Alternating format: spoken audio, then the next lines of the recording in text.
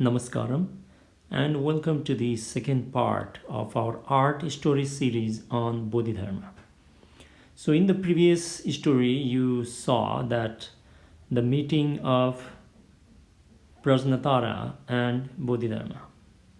So after that incident, Bodhidharma was initiated into Buddhism and he served his master and went on practicing ardently. So after a while, after many years, Prajnatara was about to die. So at the time, Bodhidharma asked his master that what he should do. Then his guru told him that you travel beyond the Himalayas and go to the present day China. So you have to go there and then spread Buddhism over there. Try to find the disciple who is worthy of this knowledge. So Bodhidharma took the advice of his master and then he traveled towards the north. So he didn't went through the Himalayas, but he went around the Himalayas towards the east. So when he reached to China, the current day China, at the time it was known by a different name, not a China, but he reached over there. And the lot of other Buddhist monks were already there. They were already like a Buddhist meditators and everyone. So he reached over there. He was like a quite uncanny. He had like a long hair with beards and everything, with a red robe on it.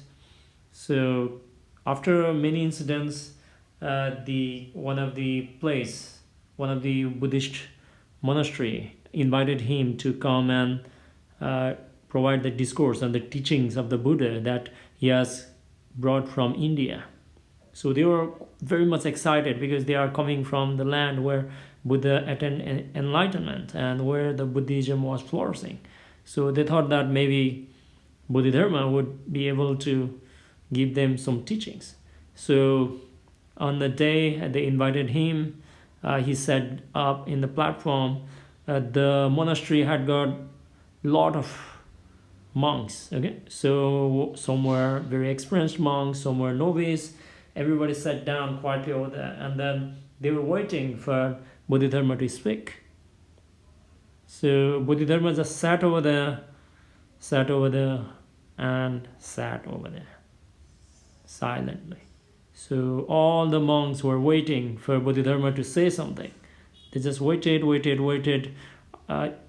They could not understand what was going on. So they started talking with each other. They were waiting for Bodhidharma to speak for a while. But he didn't utter a single word. He just sat over there.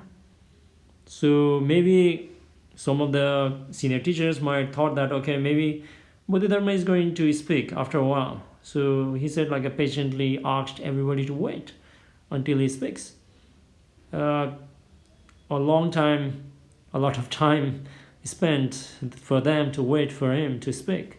They were still waiting for him to speak. And eventually, Bodhidharma opened his eyes and they were excited. Now, he's going to say something. But the moment they expected him to say something, Bodhidharma just stood up and left. So this was a very uncanny incident, because in the Buddhist monastery in the China at that time, everybody were practicing intellectual Buddhism. They were barely meditating the way it was supposed to be. So this was the starting of the Zen into China. I'll see you in the next part. Namaskar.